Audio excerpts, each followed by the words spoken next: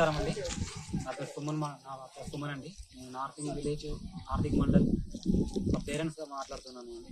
Hello sir, ఇక్కడ చాలా దారుణమైన పరిస్థితి ఉంది.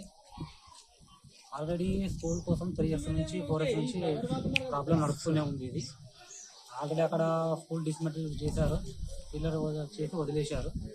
అక్కడ ఎలాంటి మరమ్మతులు జరగట్లేదు. మన ఊరు మన బడి నిధులు కూడా ఎక్కడ దారి మళ్ళిస్తారో అర్థం కావట్లేదు. అక్కడ నుండి ఉర్దూ మీడియం నుంచి తీసుకొచ్చిన తర్వాత కూడా చాలా సంవత్సరాల నుంచి పోరాటం జరుగుతూనే ఉంది. పిల్లలు చాలా ఇబ్బందులు ఎదుర్కొంటున్నారు. 1, 2 నుంచి 5th క్లాస్ వరకు ఒకటే స్కూల్లో ఒకటే క్లాస్ రూమ్లో కూర్చోబెట్టడం వల్ల పిల్లలకి ఇతర చర్మ వ్యాధులు కానీ లెసన్స్ జరగట్లేదు. టీచర్స్ కూడా ఇబ్బంది పడుతున్నారు. వాష్రూమ్స్ సరిగ్గా లేవు.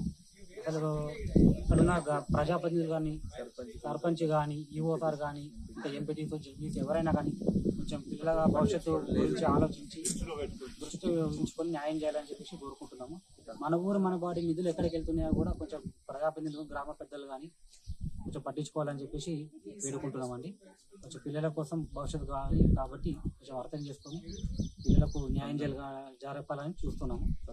జరగని ఎడల రాస్తారోకలు చేసి పిల్లల్ని తీసుకొని రాస్తారోకలు చేస్తామని చెప్పి మేము డిమాండ్ చేస్తున్నాము. దయచేసి పిల్లల భవిష్యత్తు కాబట్టి కొంచెం అర్థం చేసుకొని న్యాయం చేయాలని కోరుకుంటున్నాము. నా పేరు రాములు. నాది నార్సింగ్ మండలం నార్సింగ్ గ్రామంలో మా బడి సిపిఎస్ పాఠశాల కూల్చివేసి గత 2 సంవత్సరాలు 3 సంవత్సరాలు అవుతుంది. దాన్ని పట్టించుకునే నాదుడు లేడు. అలాగే పక్కకున్న అరబీ స్కూల్ తీసుకుర్రు, అది కూడా పెచ్చులుడిపోయి ఉరుస్తుంది, నీరు గారిపోతుంది. పిల్లలు ఎలిక అంగన్వాడీ నుంచి మొదలు పెడితే 5th క్లాస్ దాకా ఒకటే రూమ్లో దాని పరిస్థితి విషమంగా ఉంది. కరెంటు ప్రాబ్లం కూడా ఉంది. అలాగే దాన్ని పట్టించుకున్న నాదులు మా బడి అంటూ దాన్ని నిర్మించారు. ఎక్కడి పని అక్కడ ఆగిపోయింది. కాంట్రాక్ట్ లేదు, నిధులు లేవు. మరి జడ్పీటీసీ ఏం పట్టించుకోవట్లేదు, ఎంపీటీసీ పట్టించుకోలేదు, ఊరు సర్పంచ్ పట్టించుకోలేదు, ఈవో సర్పంచ్ పట్టించుకోవట్లేదు, ఎవరు పట్టించుకోలేదు. పిల్లలందరూ ఒకటే జాల గుమిగుండి కూర్చుండటం వల్ల అనవసరమైన వ్యాధులు వస్తున్నాయి, వైరస్లు వస్తున్నాయి. దీనివల్ల ఏ అధికారులు పట్టించుకోవడం లేదు. దయచేసి అందరూ పట్టించుకొని మాకు ఏదో ఒక న్యాయం చేకూర్చాలని మా యొక్క మనవి చేస్తున్నాము. దీన్ని మా దృష్టి తీసుకెళ్తున్నాము. దీన్ని పట్టించుకొని ఎడల మేము రోడ్డుపై ధర్నా చేసే పరిస్థితి కంపల్సరీ చేస్తాము.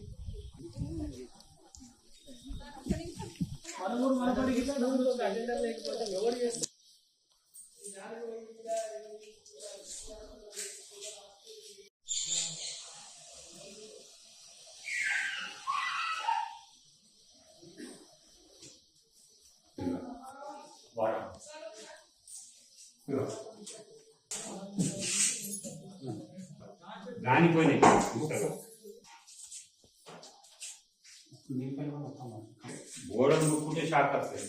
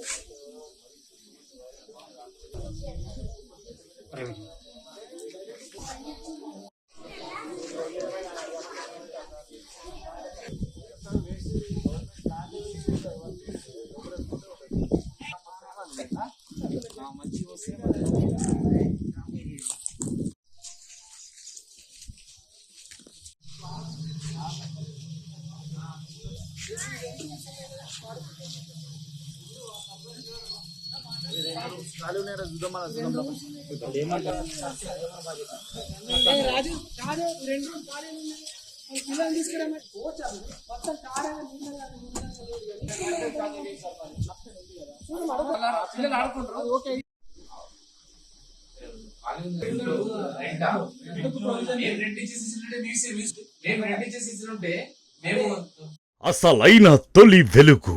ఫాలో వాట్సాప్ @తొలి వెలుగు official.